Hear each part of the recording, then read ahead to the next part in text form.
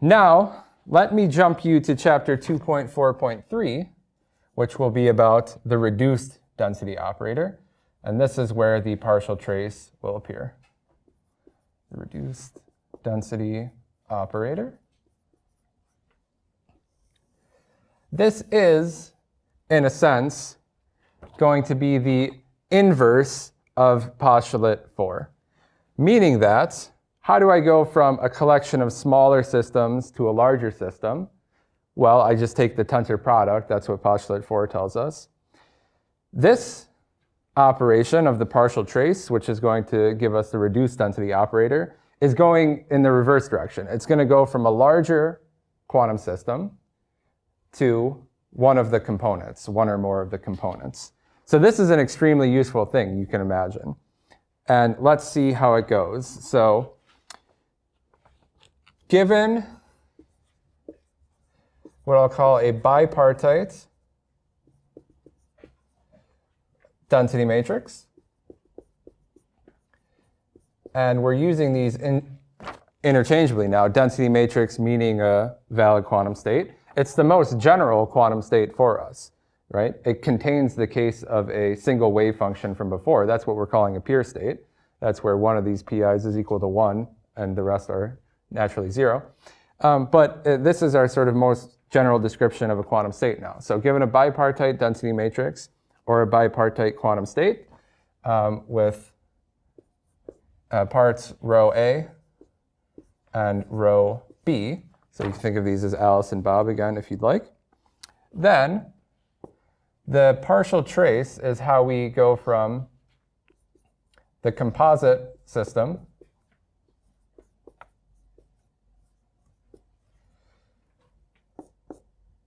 to the individual parts. So rho A will be equal to what we'll denote as the trace over B of rho AB, and rho B, which we will denote as the trace over A of rho AB. Okay? Now, this could, as I've written it here, be a separable state. So we can know what the component parts, rho A and rho B, are up front. But it doesn't have to be. In general, this can be an entangled state.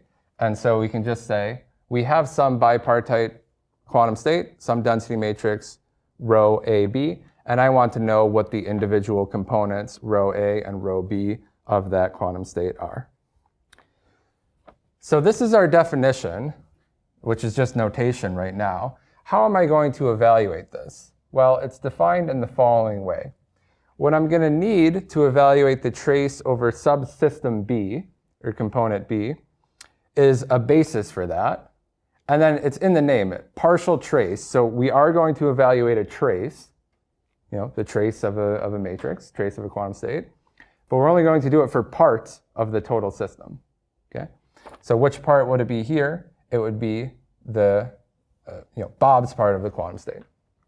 So I'm going to need a basis for the subsystem B. And if I have that, this is going to be defined as sum over this index I for the basis. And then it's going to be identity acting on the subsystem A, tensor, bra, basis vector I on the subsystem B. This whole thing is going to act on rho AB. And then on the right-hand side, I'm going to have its Hermitian conjugate, identity tensor ket I sub B. Okay?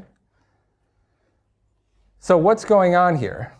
Remember that the trace of a matrix is the sum over a basis vector I, bra I, matrix, ket I, right? It was just our definition for the trace.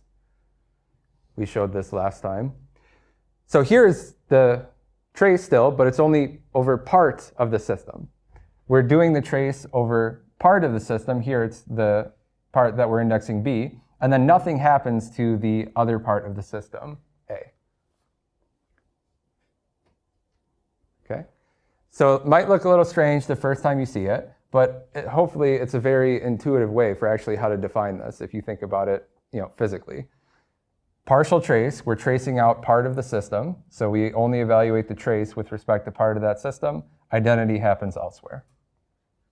To see if we're understanding, take a second and see how you might define what this partial trace is. So here I want to evaluate the partial trace over subsystem A, given the state rho AB. Take a minute and try to write this down for yourself. Did anyone come to a sensible definition? So it's going to be very similar, but I just asked myself, what part of the system do I want to trace out now? Here I want to trace out the A part of the system. So I'm going to use a basis on A, I sub A, and I'm going to keep identity on B. By the way, you can index this with I sub B if you'd like. Here I'll just keep it as identity. So A tensor B is always our notation here. Rho AB, and then on the right side it will be cat basis vector I on the subsystem A, tensor identity still on the subsystem B. Okay. So you changed where the basis was in order to change the partial trace. So this is your definition of the partial trace. Definition of partial trace. Hopefully it's an intuitive one now. We're still evaluating the trace. We're evaluating the trace of only part of the system, and so we call it the partial trace.